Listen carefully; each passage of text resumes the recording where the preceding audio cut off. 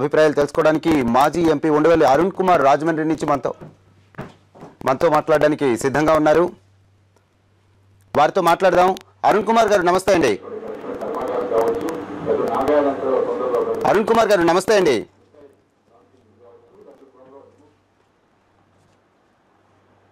Hello Arun Kumar గారు నమస్తే అండి. ఏపీకి ప్రత్యేక ప్యాకేజీకి సంబంధించి ఇంతవరకు మనతో ప్రెస్ మీట్లో అరుణ్ జైట్లీ అలానే వెంకయ్య నాయుడు గారు మాట్లాడారు, మనం విన్నాం. దీనికి సంబంధించి నమస్తే, విభజన హామీలన్నీ అమలు చేయడానికి కేంద్రం సిద్ధంగా నమస్తే అండి. నమస్తే, వినపడుతుందా? వినపడుతోంది. అదే విభజన హామీలన్నీ అమలు చేయడానికి కేంద్రం సిద్ధంగా ఉంది అని చెప్పి అరుణ్ జైట్లీ గారు ప్రకటన చేశారు. ఈ ప్రకటనపై మీ అభిప్రాయం ఏంటి?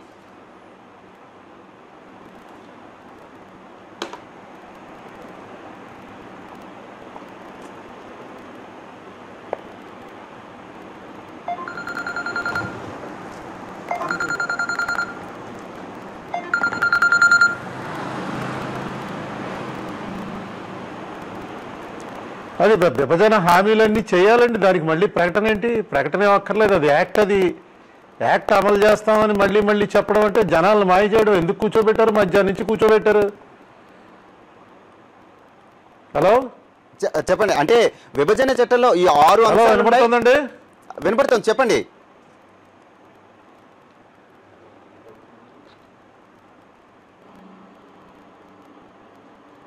విభజన హామీలన్నీ చేయాలండి. దానికి మళ్ళీ ప్రకటన ఏంటి? ప్రకటన అక్కర్లేదు. అది యాక్ట్. అది యాక్ట్ అమలు చేస్తామని మళ్ళీ మళ్ళీ చెప్పడం అంటే జనాలు మాయ చేయడం. ఎందుకు కూర్చోబెట్టారు? మధ్యాహ్నం నుంచి కూర్చోబెట్టి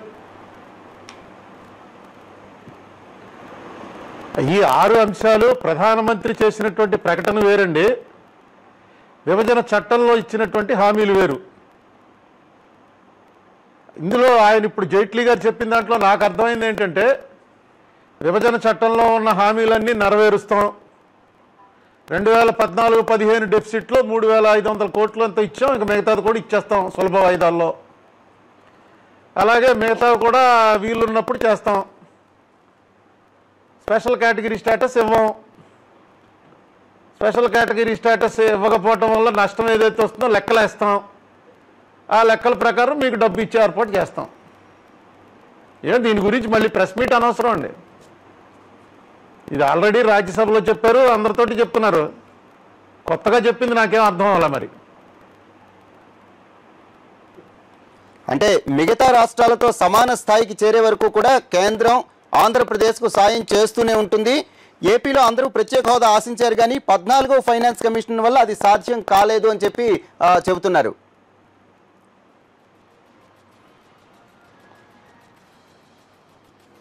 రాజ్యసభలో చెప్పారు, అందరితో చెప్తున్నారు. కొత్తగా చెప్పి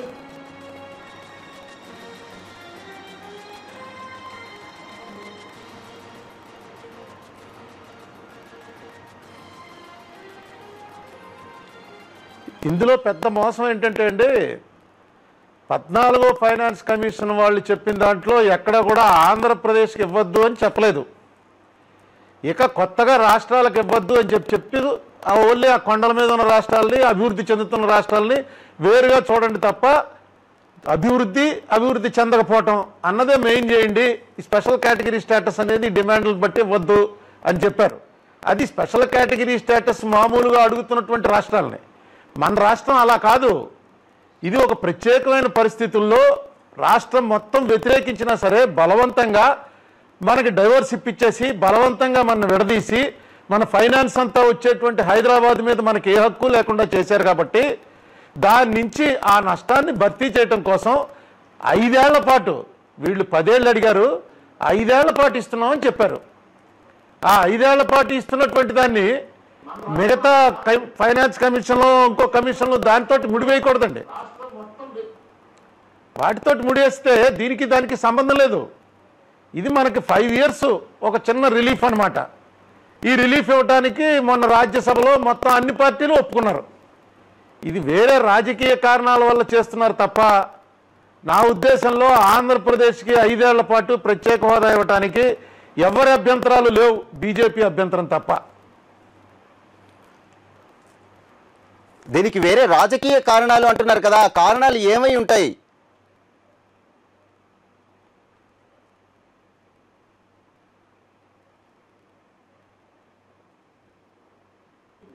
రాజకీయ కారణాల వల్ల చేస్తున్నారు తప్ప నా ఉద్దేశంలో ఆంధ్రప్రదేశ్కి 5 ఏళ్ల పాటు ప్రత్యేక హోదా ఇవ్వడానికి ఎవరి అభ్యంతరాలు లేవు, బీజేపీ అభ్యంతరం తప్ప. రాజకీయ కారణాలు ప్రధానంగా నేను అనుకోవడం, ఆంధ్రప్రదేశ్లో కోస్టు, ఆంధ్రప్రదేశ్లో పెట్రోలియము, దీనికి గుజరాత్లో ఉన్నటువంటి అడ్వాంటేజెస్ ఏవైతే ఉన్నాయో దానికన్నా ఆంధ్రప్రదేశ్కి ఎక్కువ అడ్వాంటేజెస్ ఉన్నాయి. మోడీ గారి వైఖరి చూస్తుంటే గుజరాత్ మీద ఆయనకి చాలా ఇంట్రెస్ట్ ఎక్కువ ఉంది, అది క్లియర్గా కనబడుతుంది. ప్రధానమంత్రి గుజరాతే, పార్టీ ప్రెసిడెంట్ గుజరాతే, రిజర్వ్ బ్యాంక్ చైర్మన్ గుజరాతే, మా కాంగ్రెస్ అందరూ దొంగమొండ కొడుకులే, కానీ మా మహాత్మా గాంధీ గారును పటేల్ గారు మాత్రం గుజరాత్ వాళ్ళు కాబట్టి వాళ్ళిద్దరూ గ్రేట్, మిగతా వాళ్ళంతా దొంగలు, మిగతా కాంగ్రెస్ అంతా దొంగలు. ఒక గుజరాత్ వరకు ఆయన బాగా చేసుకుంటున్నారు. ఓకే, ఆంధ్రప్రదేశ్కి 5 ఏళ్ళు ఇచ్చారనుకోండి, గుజరాత్లో ఉన్న ఇండస్ట్రీలు మొత్తం పెట్రోలియం బేస్డ్ ఇండస్ట్రీలు అన్నీ ఆంధ్రాకి వచ్చేస్తాయి. ఆటోమేటిక్గా ఎప్పుడైతే ఆంధ్రాకి 5 ఏళ్లలో వచ్చి సెటిల్ అవుతారో, ఇక్కడ ఉంది ప్రోడక్ట్ ఉంది, ఇక్కడ లేబర్ డిసిప్లిన్డ్ లేబర్ ఉన్నారు, ఈ షోర్కి రావడానికి దానికన్నా గుజరాత్ షోర్ కన్నా తక్కువ అవుతుంది, అనేక అడ్వాంటేజెస్ ఉన్నాయి. బహుశా ఇవన్నీ ఎందుకంటే వాళ్ళు బిజినెస్ మెన్, అంటే ఇదంతా నేను హ్యాండ్ సైట్లో చెప్తున్నాను. ఇది ఇలా జరుగుంటుందా, ఎందుకు లేకపోతే ఆంధ్రాకి 5 ఏళ్ళు ఇవ్వటం వల్ల ఏమిటి నష్టం అంటే ఇలాంటివి ఏవేవో అనిపిస్తున్నాయి నాకు. గట్టిగా అడగలేని పరిస్థితుల్లో చంద్రబాబు నాయుడు గారిని పెట్టుంటారు. ఈయన గట్టిగా అడిగితే ఈయన మీద ఏదైనా ఒక బ్లాక్మెయిల్ మంత్రం ఏదో వాడుతూ ఉండుంటారు. దాంతో ఈయన నీ మీద ఆ కేసు ఎత్తుతాం ఈ కేసు ఎత్తుతాం అని చెప్తున్నారా? ఎందుకు ఇలా జరుగుతోంది నాకు అర్థం అవట్లే. ఎందుకంటే ఇది అసలు ఈ డిమాండే బీజేపీ వాళ్ళు పెట్టింది. ఈ డిమాండ్ మన్మోహన్ సింగ్ గారు కాంగ్రెస్ వాళ్ళు మేము కూడా పెట్టామంటున్నారు, కానీ నేను అప్పుడు కాంగ్రెస్లోనే ఉన్నాను, నాకైతే తెలీదు. ఇది వెంకయ్యనాయుడు గారు వాళ్ళు అనుకుని జైట్లీ గారు కలిసి 10 ఏళ్ళు ఇవ్వాలి 10 ఏళ్ళు ఇవ్వాలంటే కాదు 5 ఏళ్ళు అన్నాడు ఆయన మన్మోహన్ సింగ్.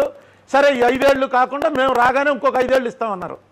దానికి తగ్గట్టుగానే చంద్రబాబు నాయుడు గారు ఎలక్షన్ మేనిఫెస్టోలో కూడా ట్యాక్స్ ఇన్సెంటివ్లు అన్నీ ఇస్తామని ఆయన మేనిఫెస్టోలో పెట్టాడు. ఎక్కడి నుంచి ఇస్తాడండి ఆయన? వీళ్ళు ఇస్తారనే ఉద్దేశంతో ఆయన పెట్టాడు. ఈవేళ ఈయన ఎందుకు అడగలేకపోతున్నాడు? వాళ్ళు ఎందుకు ఇంత నిర్ద్వందంగా నో అని చెప్పగలుగుతున్నారు? ఏంటి అసలు మన ఆంధ్రప్రదేశ్ ప్రజల యొక్క పరిస్థితి?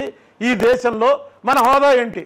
ప్రత్యేక హోదా పక్కన పెట్టండి, ఈ భారతదేశంలో ఆంధ్రప్రదేశ్ అనేవాళ్ళు మిగతా దేశంలో ఉన్న ఇతర ప్రాంత ప్రజలతోటి సమానమైనటువంటి స్టేటస్లో ఉన్నాము మనం.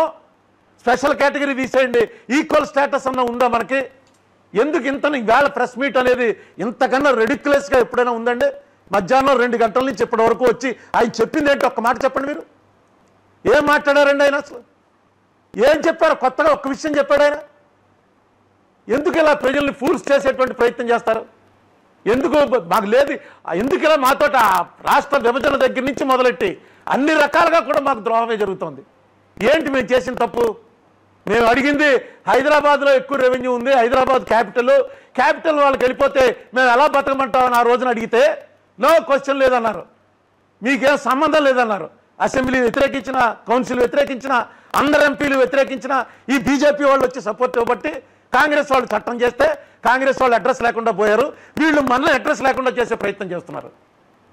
ఏం మాట్లాడమంటారు దీని మీద? ఆయన మాట్లాడింది ఏం లేదు, కొత్తగా ఆయన చెప్పిన విషయం ఏమీ లేదు. ఇన్సల్ట్ చేశాడంతే. ఇంకోసారి ఆ రోజున రాజ్యసభలో అన్నాడు, ఈవేళ ఏ అడుగుతాడు, రేపు బి అడుగుతాడు, ఎల్లుండి సి అడుగుతాడు, ఇలా ఇచ్చుకుంటూ పోవడానికి కేంద్రం దగ్గర అలా ఉండదు, రూల్స్ ఉంటాయి, కొన్ని రెగ్యులేషన్స్ ఉంటాయి అంటూ ఆ రోజున మాట్లాడినప్పుడే నాకు అనిపించింది ఎంత తేలిగ్గా తీసిపారేశాడు. ఏమనుకుంటున్నాడు మనల్ని? వాళ్ళు చేసిన ప్రామిస్, మేనిఫెస్టోలో పెట్టిన ప్రామిస్, పూర్వ ప్రభుత్వం చెప్పినటువంటిది మొత్తం పార్లమెంట్లో అన్ని పార్టీలు అంగీకరించింది, ఈవేళ మొన్న మళ్ళీ అంగీకరించింది. ఎందుకండి మనల్ని? నాకైతే నిజంగా అనిపిస్తోంది ఎక్కడ తేడా జరిగింది, ఏంటి మనం చేసిన తప్పు, ఎందుకు ఇంత నిర్లక్ష్యానికి గురవుతున్నాం, ఎందుకు వీళ్ళకి మన మీద ఇంత కక్ష? ఏమో. Right, thank you very much Undavalli Arun Kumar గారు.